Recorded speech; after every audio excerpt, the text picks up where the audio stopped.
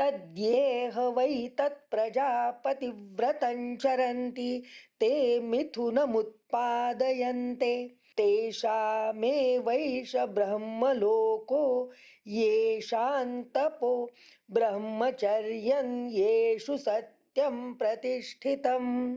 ते असे आहे असे मानून जे प्रजापती व्रत आचरतात ते स्त्री पुरुष निर्माण करतात, जे तप ब्रह्मचर्य आचरतात व जे सत्य प्रतिष्ठित आहेत त्यांना ब्रह्मलोक मिळतो, असा या ऋचा मंत्राचा अर्थ आहे.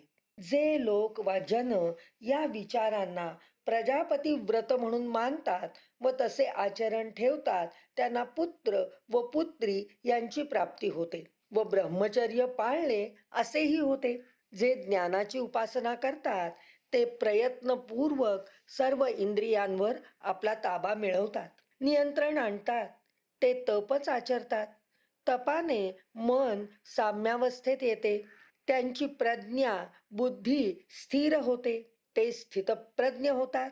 त्यांचे मनातून स्त्री विषयक भावना वेगळा आकार घेतात. स्त्री अपवित्र आहे, हीन आहे, दुःख भोगण्यासाठीच तिचा जन्म आहे, हा विचार पूर्णतः जातो व ब्रह्माने पुरुष घडवला त्याच ब्रह्माने स्त्री निर्माण केली ही समाज निर्मितीसाठी प्रजा निर्मितीसाठीची केवळ योजना आहे.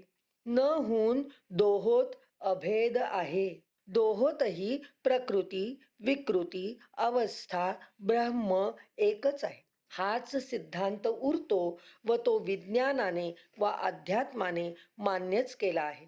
हा ब्रह्मविचार आहे, हेच सत्य आहे. जो समाज हे सत्य म्हणून त्याला अनुसरतो त्याला ब्रह्मलोकाची प्राप्ती होते. या मंत्रात भाषा जुनी आध्यात्मिक वाटते, पण त्यामागे वैज्ञानिक विचार केवढा आहे ते पहा. स्त्री म्हणून केव्हाही उणी नव्हती. प्रपंच सांभाळ प्रजानिर्मिती बरोबरच अनेक शास्त्रात शस्त्रात तंत्रात मंत्रात उपासनेत ब्रह्मचर्यात न्यायमीमांसा वाद यातही स्त्रियांची बुद्धी त्यांचे कर्तृत्व अप्रतिहत असे जसे आज आढळते त्याची उदाहरणं पदोपदी आढळतात. समाजाला स्त्रीमुळेच प्रतिष्ठा येते, ज्ञान येते, पहिला हुंकार तीच शिकवते, त्यामुळे ती राष्ट्र घडवते.